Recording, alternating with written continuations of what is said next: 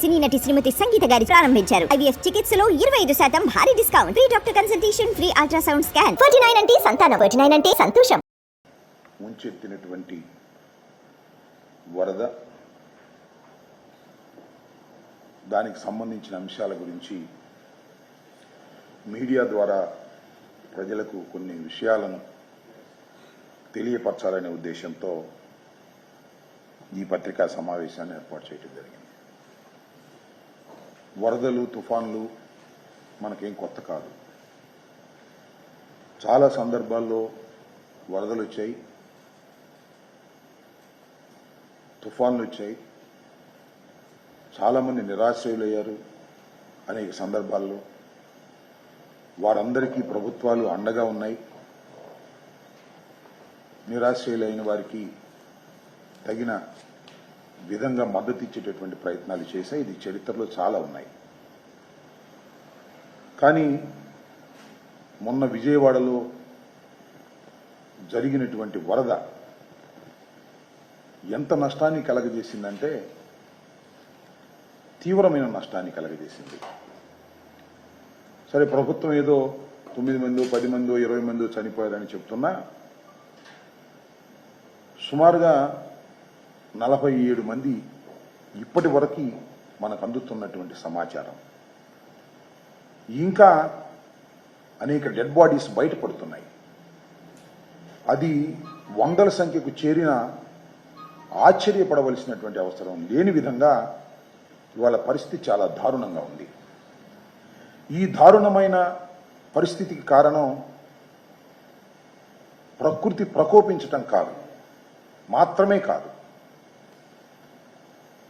సమర్థవంతంగా ప్రభుత్వం సరైన సమయంలో యాక్ట్ చేయకపోవడం కూడా దీనికి దోహదపడి ప్రమాదం మరింత తీవ్ర స్థాయికి చేరటం. విజయవాడ ఫస్ట్ ఫ్లోర్, కొన్ని ప్రాంతాల్లో ఫస్ట్ ఫ్లోర్ వరకు మునిగిపోవడం, ఆ ఫస్ట్ ఫ్లోర్లో కొంతమంది ఉన్న వారు మరణించటం, ఆ డెడ్ బాడీస్ ఇప్పుడు బయటపడటం జరుగుతూ ఉన్నది, ఆసుపత్రులకు చేరుతూ ఉన్నాయి.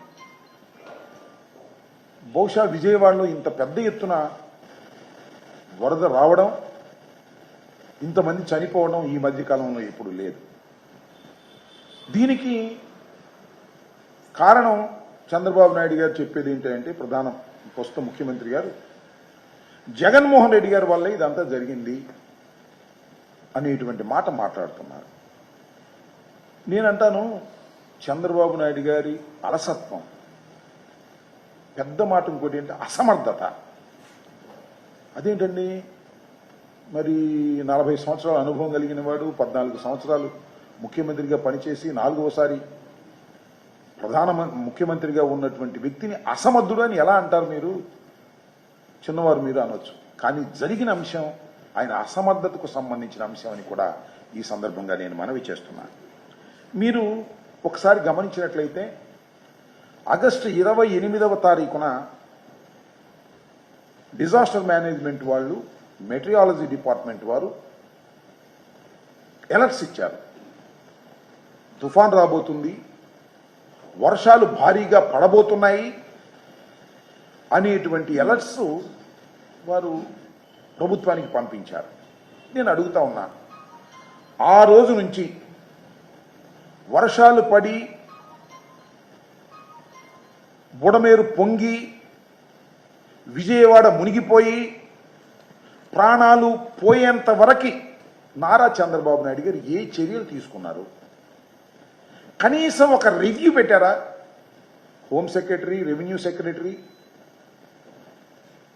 లేదు ఇరిగేషన్, వీళ్ళందరితో కలిపి ఒక రివ్యూ మీటింగ్ పెట్టి కలెక్టర్ని అలర్ట్ చేసేటటువంటి పరిస్థితి చేశారా అని అడుగుతా ఉన్నా. చేస్తే చెప్పమంటున్నా.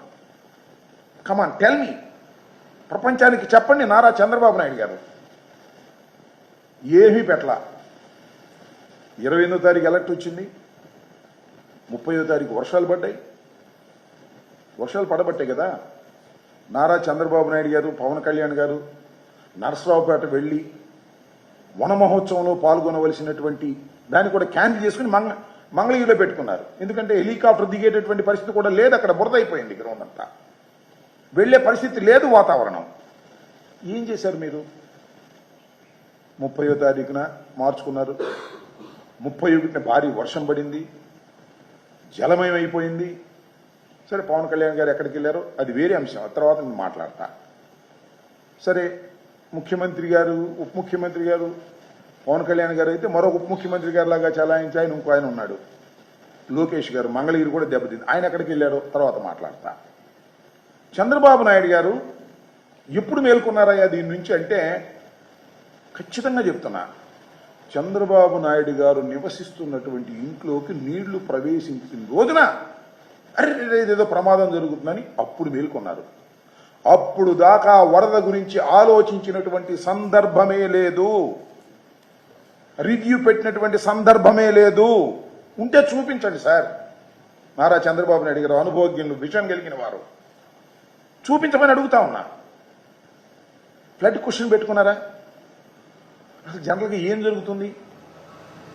జగన్మోహన్ రెడ్డి గారి టైంలో కూడా వరదలు వచ్చాయి, జగన్మోహన్ రెడ్డి గారి సమయంలో కూడా మరి మునిగిపోయిన లంకలన్నీ కూడా. అప్పుడు ఏం జరిగింది, ఇప్పుడు ఏం జరిగింది?